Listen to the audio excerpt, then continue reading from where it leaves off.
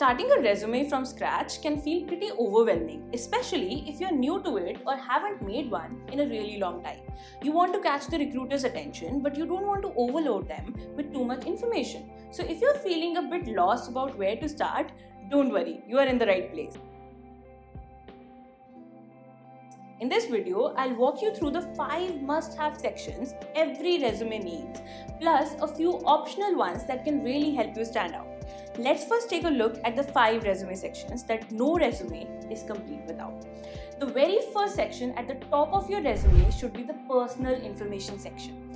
No surprises here, but this is where you should include your contact details like your name, phone number, email address, and your LinkedIn profile.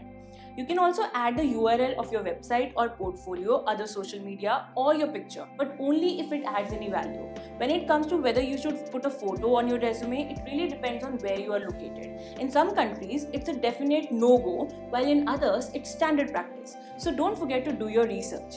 Okay, now it's time to get into the real content of your resume. The second key section of every great resume is either a resume summary or a resume objective. It's that short piece of text right under your contact details which serves as a little teaser for the rest of your resume. Now, the summary and objective are not the same thing. A resume summary looks at your past. It should highlight your past work experiences, skills, and achievements, and why these make you a good fit. That's why a summary is more suitable for people with more experience. On the other hand, a resume objective looks into the future. It focuses on your career goals and what you aim to achieve in the position you are applying for. That's why it's a good choice for first-time job seekers, career changers, and students. Okay, now that you have introduced yourself and said who you are, it's time to take a look at the third section that shouldn't be missing in any resume, the work experience section. When you think of a resume, the first thing that comes to your mind is probably the work experience section, and for good reason. Often, it is the thing that recruiters want to see, which is why it needs to contain all of the important information. Let's start with the basics. Include the company name, its location, your job title, and the time period during which you worked there. But you shouldn't stop there. In 3 to 5 bullet points, elaborate on what your main tasks were, your accomplishments, if you can quantify them, even better, and any relevant or important projects you worked on. And to give you one last extra tip, try to tailor each entry to the job you're applying for by using keywords from the job description. It will make you look more like the perfect fit for the job. Next up is the education section. Even if your education isn't that important for the role, it's always good to include it, even if it's just a quick mention. If you are a seasoned professional, it's enough to briefly mention the name and location of your university, the name of your degree or field of study, and the year you started and graduated. But if you're fresh out of school or still a student, your education is still your biggest asset. That's when you can go a step further and consider including also like any awards, scholarships, or academic publications. Also, don't forget to highlight if you studied abroad or completed any internships. You can also mention your thesis if the topic is relevant to the job. That leads us to our last and really one of the most important sections that shouldn't be missing in any resume, the skills section. It's this section that can often sway a recruiter to pick up the phone and give you that much awaited interview call. The thing is, recruiters usually don't hire people based on what company they worked at, but for the skills they have. So, when you list your skills, don't hold back. Aim for about 10 to 15 relevant skills. Now, I have mentioned the importance of keywords before, right? Well, this section is really the place to pack your resume with those important keywords from the job description. Doing this will help your resume get past those automated applicant tracking systems, ATS, and into the hands of a real person. And there's even more that you can do to make your skill section stand out. Break your skills down into categories. The most common categories are hard skills and soft skills, but you can take it a step further by creating more categories, for example, computer skills, marketing skills, or languages, or anything else that fits the job.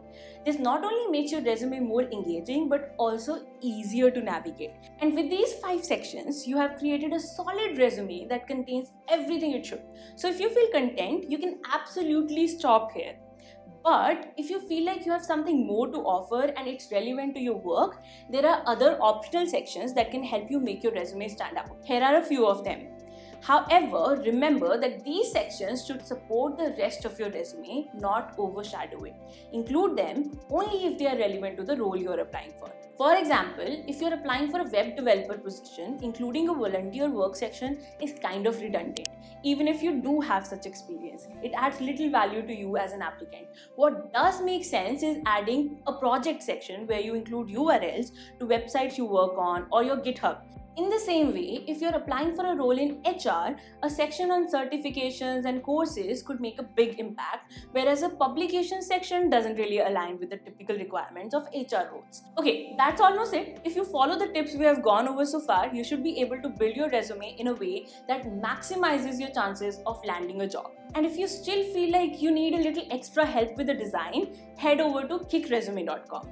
You simply enter your information into each of the dedicated pre-designed resume sections, pick one of the many resume templates and customize it to your liking. It will also guide you on what to include section by section.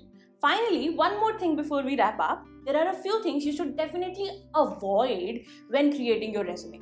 First thing is using overly creative formatting. Your resume should be easy to navigate and read. You don't want the recruiters to feel like they're navigating a maze because they will simply move on to another resume.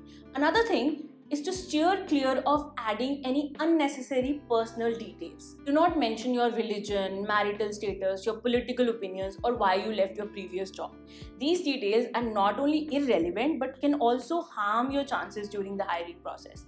Finally, keep outdated or irrelevant job experience out of your resume. Including these details will add clutter to your resume without adding any real value. It's better to focus on positions that align with the role you are applying for. And that's the end of our crash course, Resume 101. If you have found these tips helpful, be sure to like this video and subscribe for more career tips. Thanks for watching and good luck with creating your resume. See you in the next one.